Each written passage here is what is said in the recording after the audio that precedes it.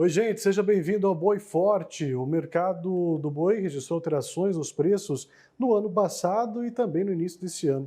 Hoje nós vamos entender o que influencia nessas cotações. Quem vai conversar comigo é o consultor em agronegócio, Celso Ricardo. Celso, seja bem-vindo. Mais uma vez, satisfação recebê-lo aqui no AgroMais. Um abraço, Thiago. Um prazer estar aqui contigo novamente. Bom, então conta pra gente aí o que de fato influencia nesses preços, hein, Celso? Tiago, nós estamos analisando essas alternâncias de preço desde o ano passado e algumas afirmações sobre o que de fato fez com que o preço da arroba do boi viesse a despencar praticamente no Brasil, ele não foi muito bem explicado. Nós colocamos, vamos dizer assim, toda a culpa da queda do preço do boi no mercado da China e essa afirmação ela não é real. Existem vários fatores que incidem sobre o preço da arroba do boi do Brasil, e um deles está na forte representatividade das grandes indústrias nas escalas de abate aqui no Brasil. Ô Celso, nós vimos de 2022 para cá uma queda bem significativa, nós chegamos a bater aí patamares de R$ 350 a arroba, isso antes da pandemia de Covid-19, depois teve uma queda significativa e a arroba do boi gordo não teve força para subir de novo. O que a gente consegue auxiliar os produtores então, o que tem que ser levado em observação para a gente manter a arroba do boi nesses patamares aí, hein? Tiago, a gente usou do mercado da China, né, que foi importante, levou uma quantidade de carne bovina do Brasil significativa e naquele momento que nós estávamos trabalhando no mercado, ela forçou, de uma certa forma, os frigoríficos brasileiros que precisavam aumentar a produção a melhorarem o preço da arroba. Mas não foi o mercado da China específico, foi uma necessidade dos grandes frigoríficos que têm representatividade no abate de conseguir manter as suas escalas, que também foram diversificadas para outros países do mundo. O que eu vejo é o seguinte, o pecuarista brasileiro tem que estar muito atento com relação ao que acontece da porteira para dentro e da porteira para fora. Eu acho que o pecuarista tem que cuidar os seus animais, o investimento em genética, melhoramento genético, né, investimento de pasto para ganho de peso, mas entender quais os mercados que os frigoríficos da sua região estão trabalhando. Não adianta investir demais no rebanho se o frigorífico regional que ele está trabalhando não reconhecer esse melhoramento, esse investimento. Mas vale lembrar que o mercado interno brasileiro, determinados tipos de produção oriundas de carcaças com melhores acabamentos, estão atingindo picos de preços melhores que do mercado internacional.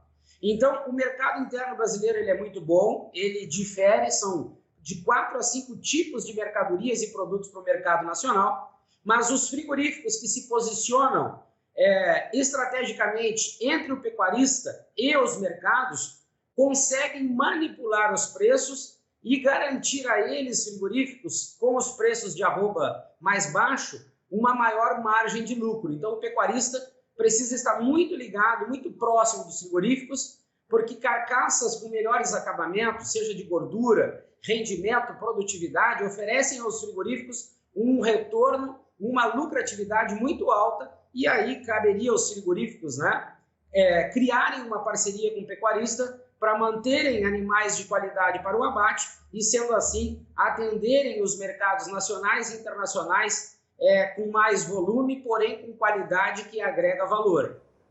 Sem dúvida. Agora, ô Celso, eu vou retomar aqui na nossa pergunta, naquela sua fala anterior, da questão de como a China pode impactar nesses preços. Qual é a real influência, então, do mercado internacional? O que ele tem de domínio nesse preço? A música, a dança corre conforme a música deles ou a gente pode fazer alguma coisa para o lado de cá?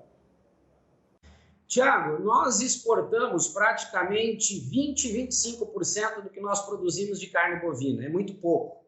Mas, como eu disse, os grandes frigoríficos, as grandes empresas, que se colocaram muito bem estrategicamente dentro do Brasil, próximo, né, aos rebanhos, à oferta de animais, e por eles estarem estrategicamente bem posicionados, eles também representam mais ou menos 70% das escalas de abate.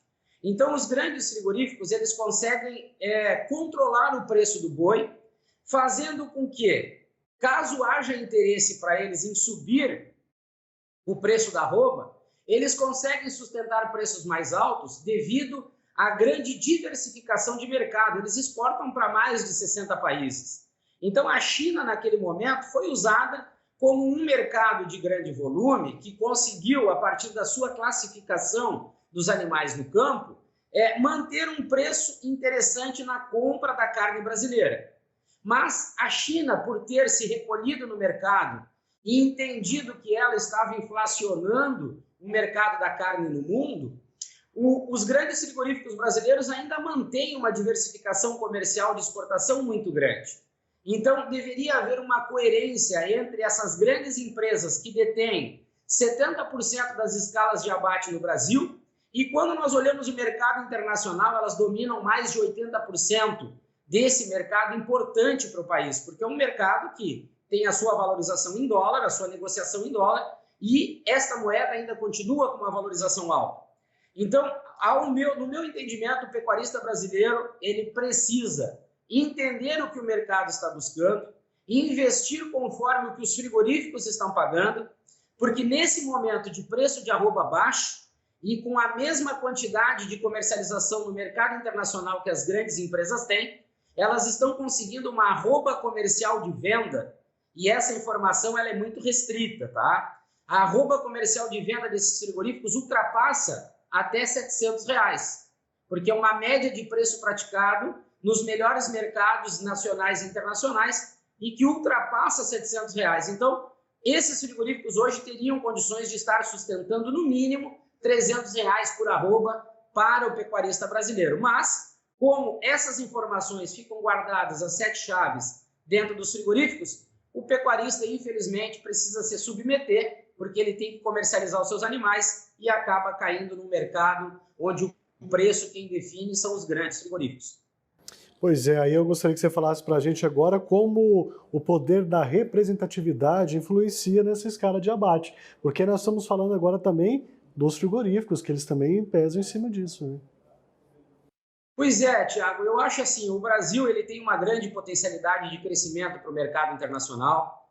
Nós estamos falando de um rebanho bovino de mais de 214 milhões de cabeça, mas eu tenho acompanhado as escalas de abate em 15 estados brasileiros e sei muito bem a carência que nós temos de animais de boa qualidade. Nós não conseguiríamos manter no Brasil hoje uma escala de abate de uma semana de animais de alto rendimento, porque a qualidade do rebanho brasileiro ela não é tão significativa para garantir abates de animais de qualidade. Mas, para esses pecuaristas que conseguem se sobressair, existe sim margem para os frigoríficos conseguirem pagar preços melhores para os pecuaristas. Então, essa diferença, e devido a essa representatividade que os grandes frigoríficos têm, que eles podem manipular preço para cima e para baixo, eles conseguem, infelizmente, também acabar com a concorrência dentro do Brasil, que é prejudicial também para o pecuarista. Quando eles estão bem colocados estrategicamente no Brasil, com unidades que detêm o maior número de animais para abate, eles conseguem subir o preço porque tem margem de lucro na exportação e as empresas, as demais, as concorrentes que não possuem acesso ao mercado internacional acabam tendo que se retrair no mercado e o pecuarista acaba ficando nas mãos das grandes empresas, tendo que comercializar no preço que elas definem. Tá certo, Celso, nossa conversa tá boa, vou fazer um break rapidinho, logo após o intervalo a gente continua falando sobre essa dinâmica do mercado aí do boi gordo, já sobre você já já. Você de casa também não sai daí, é bem rápido, eu tô de volta com mais Boi Forte para você.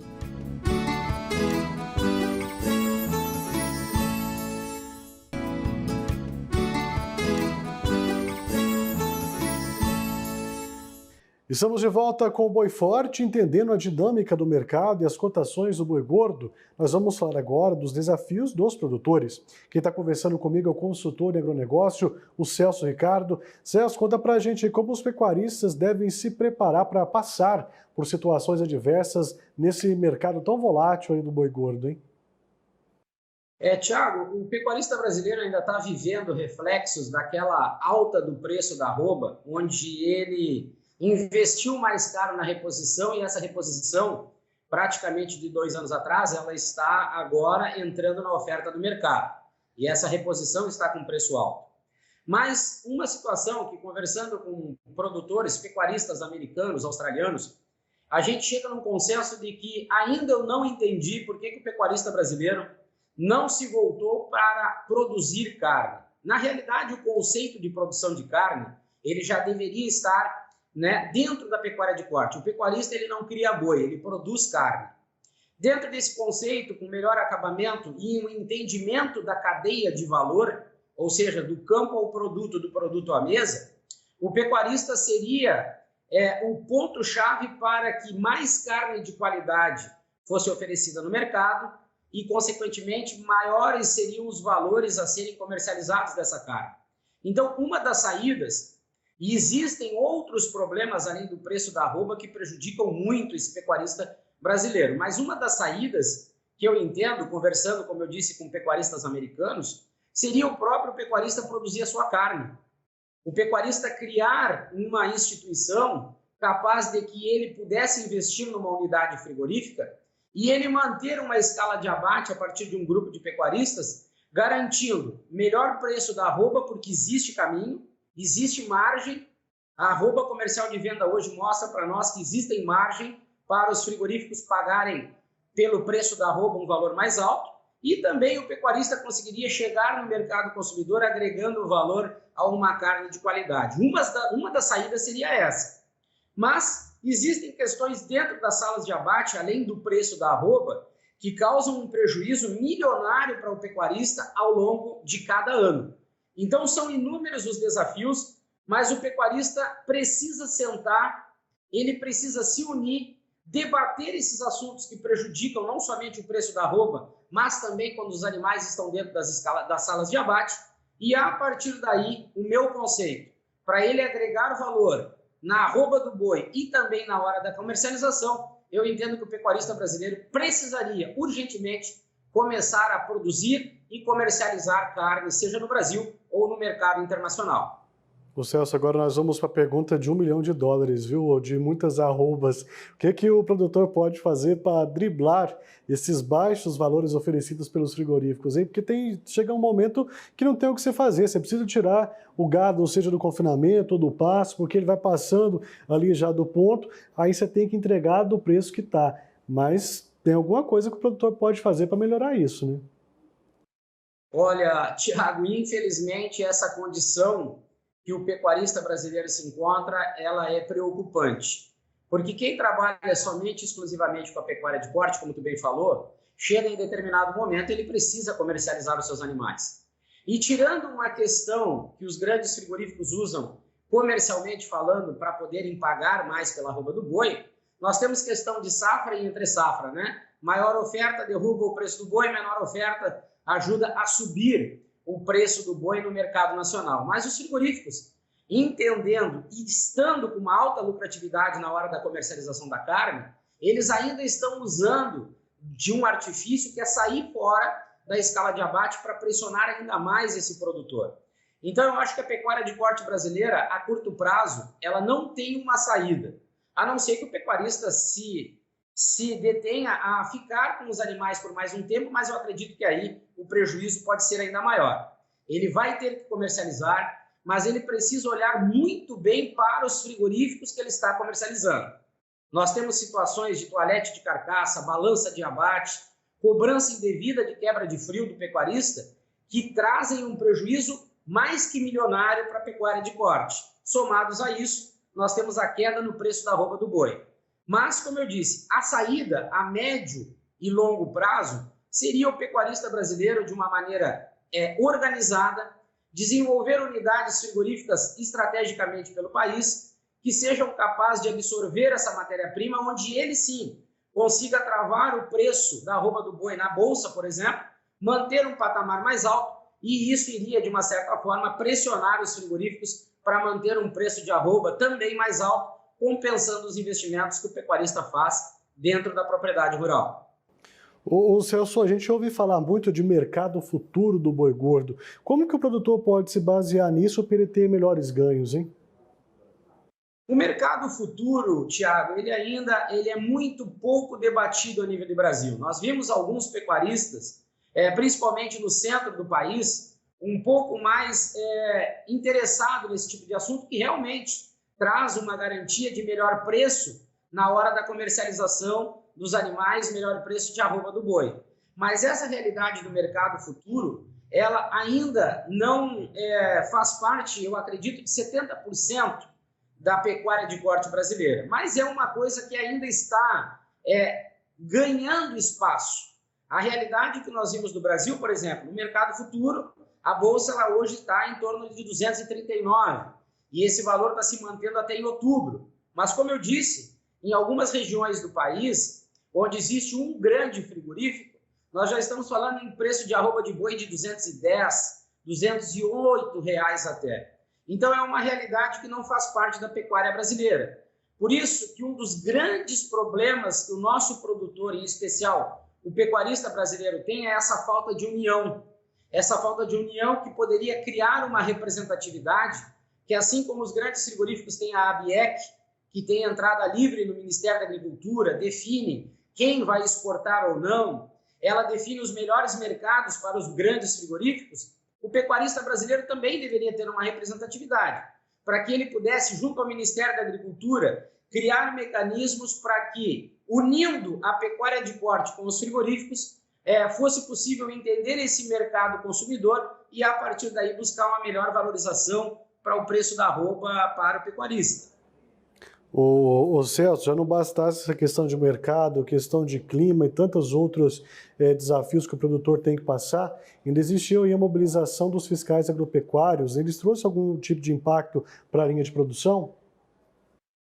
Com certeza, Thiago. O estado do Mato Grosso, que é um grande produtor de carne, né, de carne bovina, está passando por esse problema da greve dos fiscais, e isso tem um impacto direto. Sem a fiscalização, onde nós temos um fiscal federal e os agentes dentro do frigorífico, obviamente que a unidade fica parada e os prejuízos são acumulados. Nós precisamos entender também que o custo operacional de um frigorífico é muito alto, e a cada dia que ele fica parado também é um acúmulo, é um prejuízo muito grande. Então aí entram as questões do autocontrole, né, da PL, se eu não me engano, do PL 1202, que trata dessa situação, mas que é muito delicada. Essa PL do autocontrole também traz um risco, né, muito grande para o consumidor brasileiro, segurança alimentar, porque a gente sabe que procedimentos que são exigidos dentro de um frigorífico para garantir, né, um produto de qualidade, em outros frigoríficos no Brasil, ele já não é exigido com a mesma intensidade.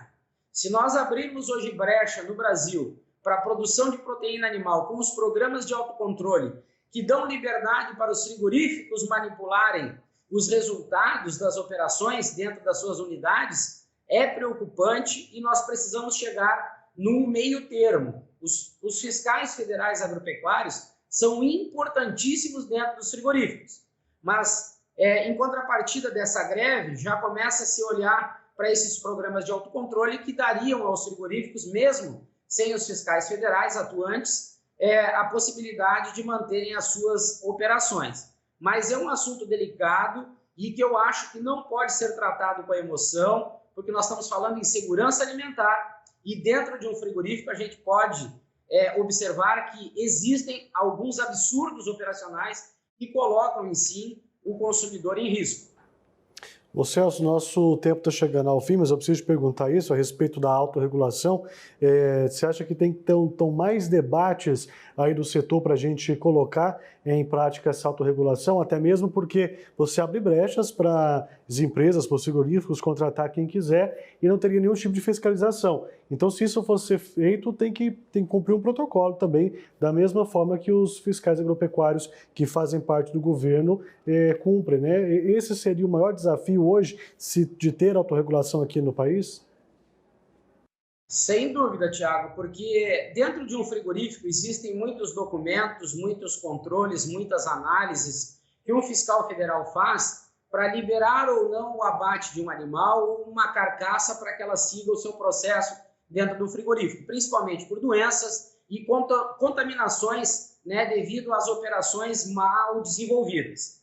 Se nós liberarmos hoje os programas de autocontrole, nós estaremos colocando, sim, em risco a saúde pública. A segurança alimentar estaria em risco.